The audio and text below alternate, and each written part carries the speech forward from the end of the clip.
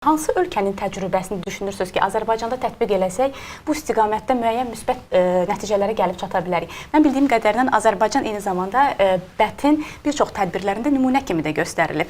Nümunəvi olaraq, belə deyim də, qeyri-formal məşğulluğa qarşı mübarizə ilə bağlı. Bu barədə istərdim məlumat verəsiniz bizə. Təşəkkür edirəm. İlk növbədə onu qeyd etmək lazımdır ki, qeyri-formal məşğulluq qlobal bir problemdir. Yəni, dünya miqyasında hər 6 işdən biri qeyri-məşğulluq sahəsində fəaliyyət göstərir. Hər 6 müəssisədən biri də qeyri-məşğulluq sahəsində çalışır.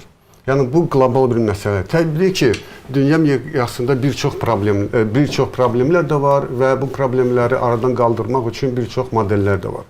Amma avtomatik olaraq hər hansı bir modeli götürüb müəyyən bir ölkədə tətbiq etmək təbii məqsədə uyğun deyil. Çünki hər bir ölkənin öz şəraiti var, öz reallıqları var, öz iqtisadi və sosial vəziyyəti var. Bunları hamısını təbii nəzərə almaq lazımdır. Amma yenə beynəlxalq təcrübəyə baxmaq olar. Məsələn, Uruqvayda 2001-ci ildə sadələşdirilmiş vergilər sxemi tətbiq olunmuşdur. Ondan sonra 2001-ci ildən 2014-cü ilə qədər qeyri-formal məşğulluğun səviyyəsi 45%-dan 25%-ə kimi enib.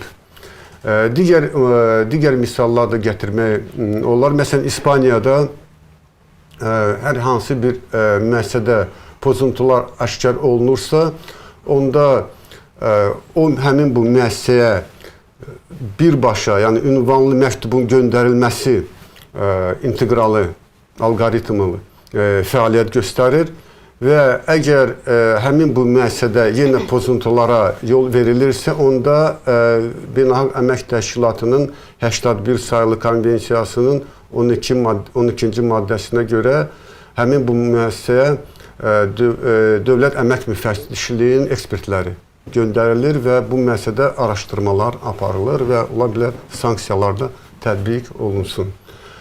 Sonra maraqlı bir modellər var Belçikada və Norveçdə. Orada proqnozlaşdırılmış modelləşdirmə sxemi tətbiq olunur. İslandiyada deməli hotline, isti xətt informasiya sxemi tətbiq olunur.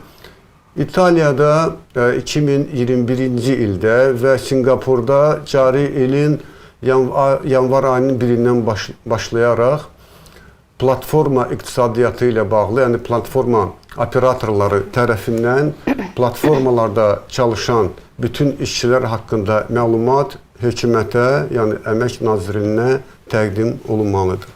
Bu kimi modellər var. Yaşar müəllim, necə düşünürsünüz? Bu təcrübələrin Azərbaycana tətbiqi nə kimi nəticələr verə bilər? Yəni, biz müsbət nəticə əldə edə bilərikmi bunlar?